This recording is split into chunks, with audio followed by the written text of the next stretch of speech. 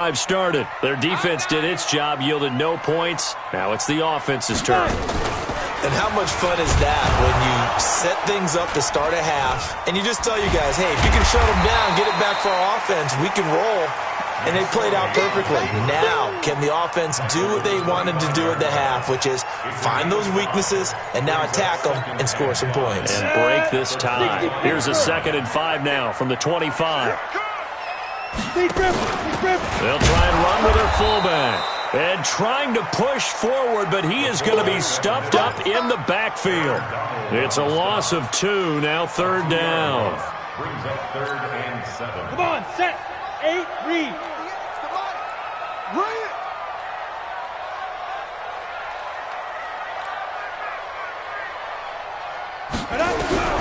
On 3rd down, it's McSorley. And he can't come up with a pick. Nearly his 2nd of the game. Instead, 4th down. I know that interception was dropped, and it would have been their 3rd of the game, and I will guarantee you, in the huddle, on the bench, all the defensive guys have been talking about is, we've got this guy right where we want him. Who's going to get the next one? It almost becomes a challenge, and they've missed a golden opportunity. A nice job on the return there, 16 yards. And the Rams will go on offense here with a 1st and 10. Set to begin their next drive, the Rams offense at the line. And they had compiled a pretty long drive last time. Unfortunately, though, it ended with no points after the missed field goal. And that can hurt the psyche of a team because as they drove downfield, you know you're never supposed to count points in your mind until they go up on the board. But let's face it, we've been there. We've seen teams before. They were counting on those points. They didn't get them. Can they come back now, start over again, and grind it out? And able to get this one across the 45 before he's brought down. 1st down, Los Angeles there with a pickup of 14 yards. So on the heels of the run by Todd Gurley, another 1st and 10. From the gun, here's Gone. And that one's complete to Gurley. And down he goes at the 49, a 3-yard pickup. Everyone's got to be able to catch the football. Doesn't matter what position you play, but if you're on offense, be aware a ball may come your way. That 1st down completion only netted him 3. 2nd and 7. Goff now looks to throw. And this is incomplete. How about the defensive effort from both of these teams that we've seen in this game? Would you say it's like a high-stakes chess match right now? Chess is one way to go. Yeah, I like it. Okay, the only reason I say that, you feel like they're contemplating their moves before actually making one, and none of them being done very confidently. Truth be told, I've never... Touchdown, L.A.! A big play there. His first touchdown here of the new campaign. And the Rams have taken the lead. Now Parkey for the extra point.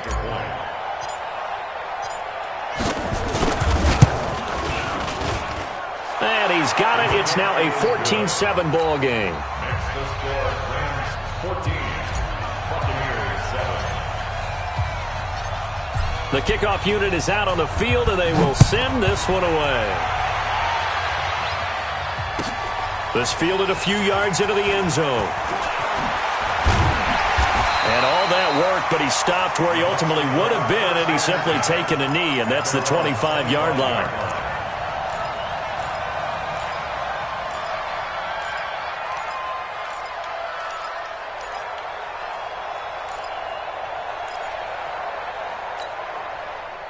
The Bucs offense set to begin their next possession. And a tight game after punting last time. See if they can get something going on this drive. As they head to the field now, with the game this close, you've got to feel there's a sense of urgency for them going on offense right now. But they have to do it without letting panic creep in and affect their play. Well, they had the run for no gain. Now they'll try again from the 25 on 2nd and 10. They'll run it here. This is their fullback getting the carry. And up to the 35 before they're able to knock him down. 10 yards there and a Buccaneer 1st down. Watching that run takes me back to something a famous old coach once said. Any player he wants on his team, he wants him to be agile, mobile, and most definitely hostile. Ball up to the 35 now as they come up on 1st and 10. Here's McSorley on 1st and 10. Going up top.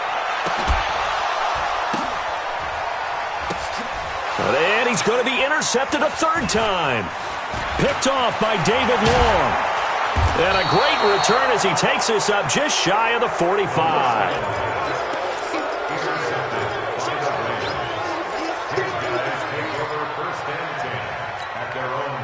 This will probably be the last play of the quarter. They'll try and start the drive with Gurley. It's a gain of 3 on what will be the final play of this 3rd quarter.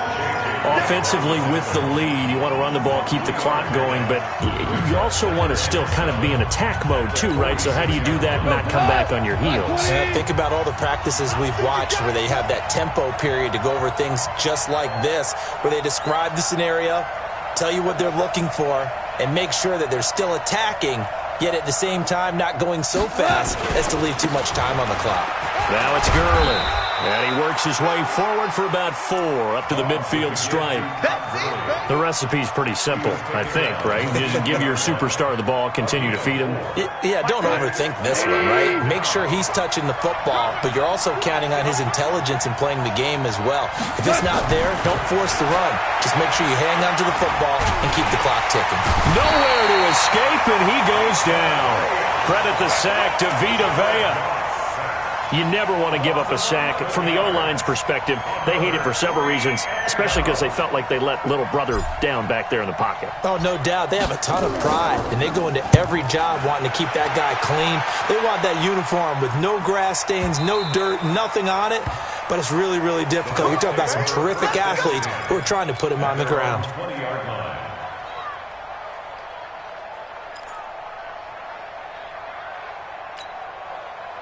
The Tampa offense ready to get their drive started. And following the interception, just any interception, are you a little bit more cautious when you start that next drive? Nowhere to go here. He lost the football.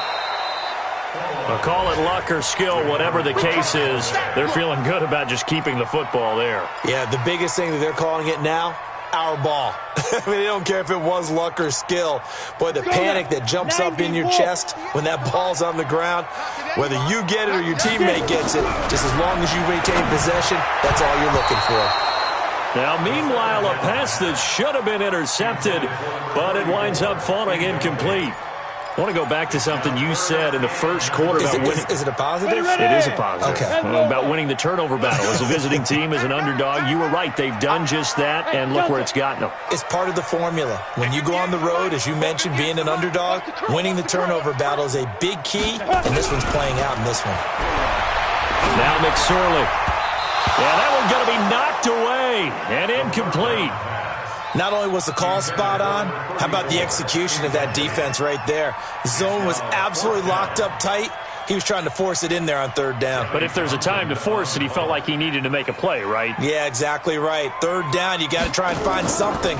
There's nothing available there for him. And certainly not the greatest of punts there. This will get out of bounds right at their own 40-yard line.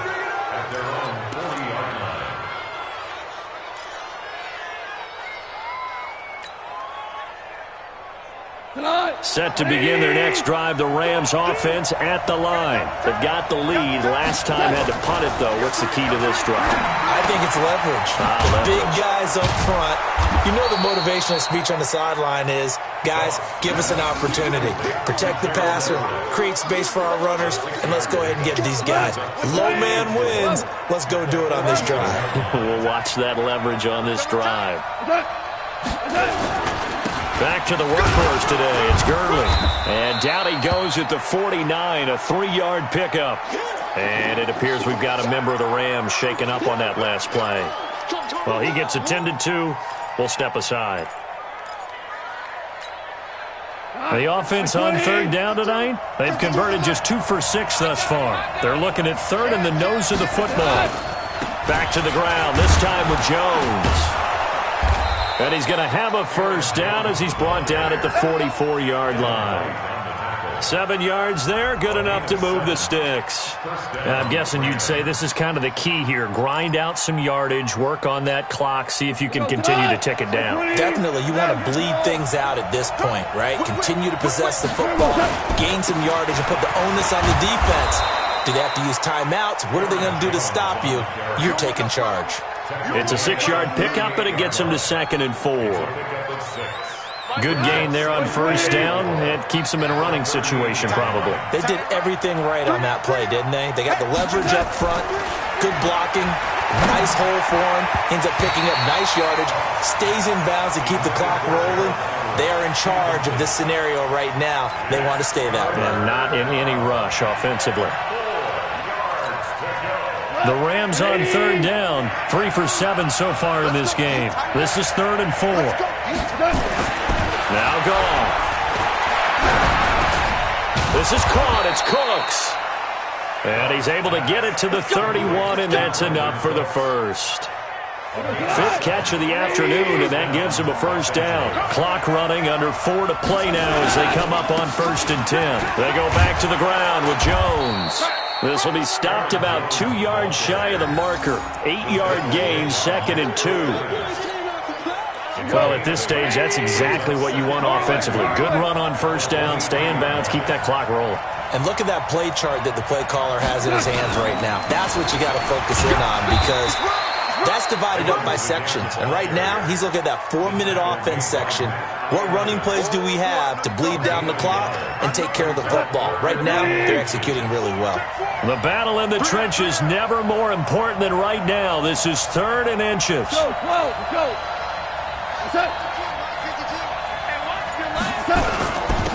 Henderson will try to run for the first. And he won't be close to a first down as he runs into a wall right around the line of scrimmage. They'll be marked inches short. No gain on the play. And that's going to lead him to 4th down.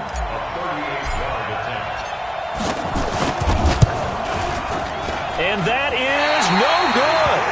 And this score will stay right where it is. That one hurts a bit. That was a golden opportunity to possibly put this one on ice, but he comes up empty. And how big of a miss might that turn out to be? Stay tuned. There's still time left on the clock. This could be critical. Still a 1-score game. Had he hit that, it would have been 2 scores. Throwing is McSorley. Eluding the pressure right. Going to throw right side here. Complete. Just a yard on the catch there. It'll be 2nd and 9. 4th quarter, down to the final 2 minutes, and we've got a 1-score game. So it's Buccaneer football as we welcome you back. They come up on a 2nd down now in a game that looks like it's going to go down the wire. He'll look to throw. Got his man. It's Williams. 14 yards there and a Buccaneer first down.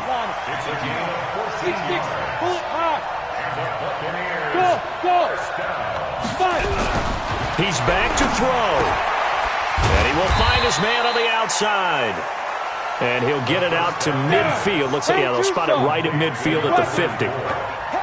Able to get 7 on that first down pass play. 2nd and 3.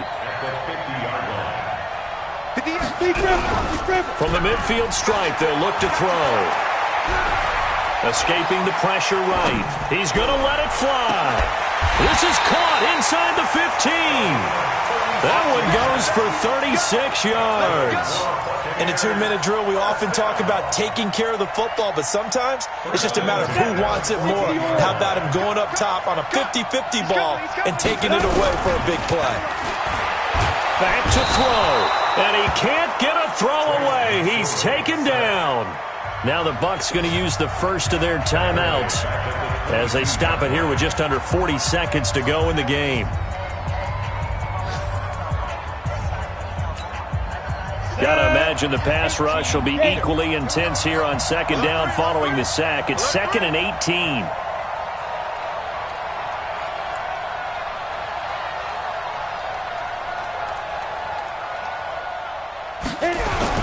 Back to throw. Rolling to his right. That's complete to Williams out of the backfield. One thing I think that's safe to say defensively, the tackling's been really good. And because of that, It's been very, very hard for them to move the ball because you're not getting the benefits of run after catch. They're tackling them almost on the spot. That means you have to run extra plays, harder to move Come on, set. 60 Pittsburgh. Keep it up. Keep it up.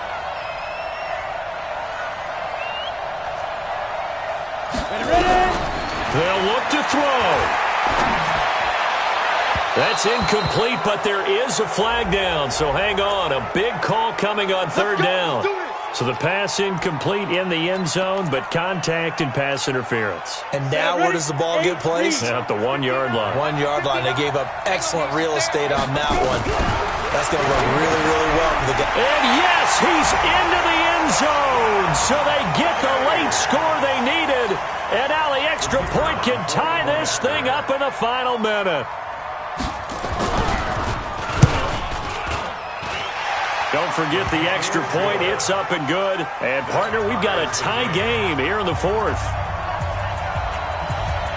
This one tied at 14 now as he sends this one away. This is fielded at the goal line. And he's up across the 25 and down at the 28-yard line.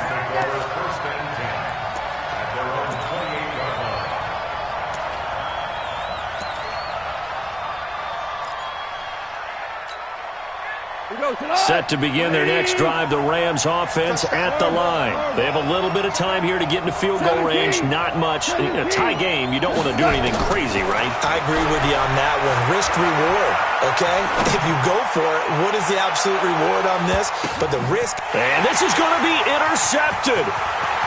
Picked off at the 20. And a great return as he takes us up just shy of the 45.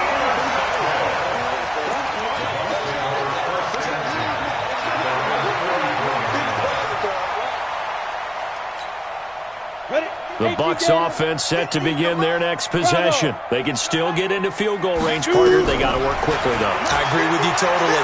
Find a way to get the ball downfield. Nowhere to escape, and he goes down. Aaron Donald in there to get him, and that is sack number 6 now for him on the year. It's a little teaching moment here. Overtime rules. Remind us how this goes, partner. Okay, so in the past, we had sudden death. First team to score wins, but no longer.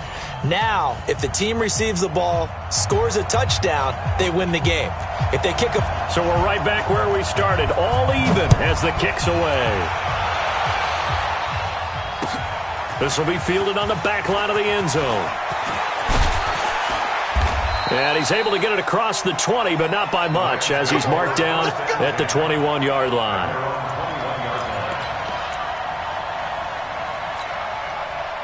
Set to begin their next drive, the Rams offense at the line. They're set for their first drive here in overtime, and this is where the crowd can really become a factor. They've had to battle it all day, but I know what you're saying. In overtime, that gets doubled, doesn't it? At least, because now the crowd really wants to be involved and help their team, and that first drive can dictate the whole thing because they know if this team takes it downfield and scores a touchdown, it's game over. It's been loud in here so far.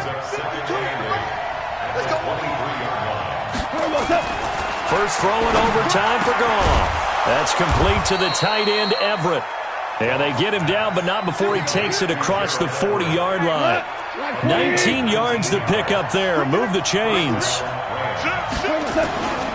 Now a first down carry by Jones. Give him a couple on the carry there. 2nd and 8. I don't want to overhype it, but this is a big early season game, especially an overtime win. That could give you a big boost going forward in the season. It certainly can, and I don't think you're overhyping it because cliches go out the window when you start to play overtime. And you're right, the winner of this game now, that's an extra boost moving forward. And it actually is an extra hurt for the team that loses because normally you shake it off. But in this situation, nowhere to escape, and he goes down. Von Miller able to disrupt yet another pass play. That is his 3rd sack of the afternoon.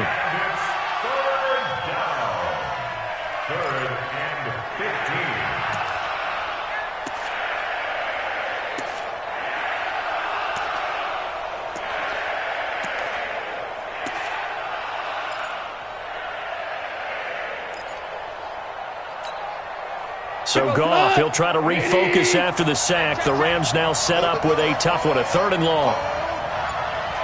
3 for 1. Hey, tight down. There you go. Out of the gun. Gone. And that is incomplete. Well, their defense did its job. Now they're going to get the football with a chance to win it. And it feels like they ran out on the field, and right before they did, they told the offense, don't worry about this. We got you. Okay, we've got the situation under control. We'll get it back for you for a chance to win the game. And, boy, they did it well. And he gets it away. A directional kick going toward the sideline. And this is going to be ruled out, I think, just inside the 20. Yes, it will. Side judge calls it at the 19-yard line.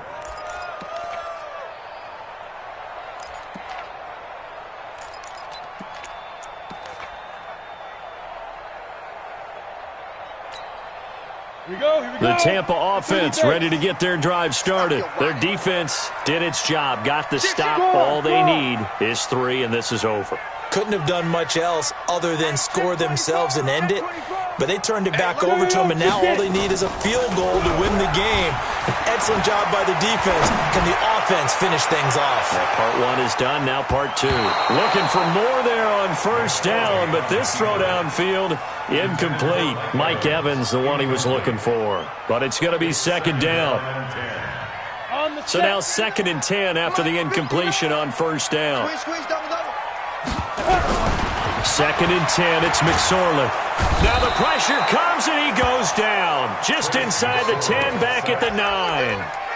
This has been a tough one for this offensive line. It appears almost like they've been on roller skates this entire game, the way they've been pushed around. 6 sacks given up in this one. Check the backer.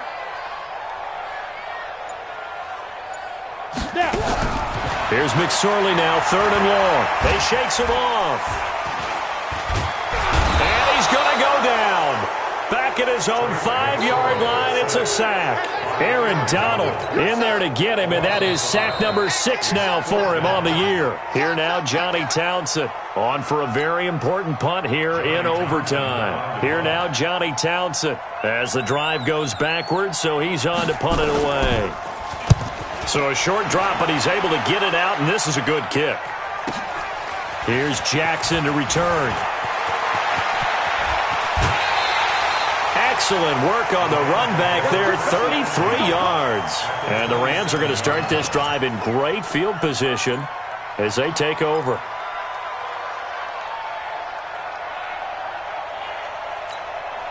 Cut. 180. How you won. Watch out. They'll run on 1st down. Jones. Give him 5 on the carry there, and it'll be 2nd down. And I know you, with every carry, especially in overtime, you're just saying, if you're that ball carrier, hold on to the football. Hold on to it, protect it, but not necessarily settle it, because you're trying to get to the end zone. You're trying to end the game right here. I know the defensive guys poking, clawing, raking, trying to knock the ball free and protect their end zone. Yeah, like you alluded to, especially this part of the field. 9 yards to pick up there, and it's a 1st down.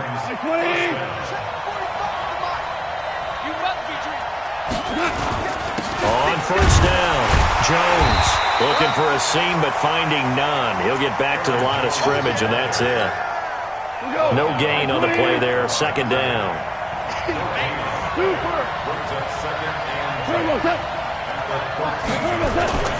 Looking to throw on 2nd down. Goff, he's got Fuller.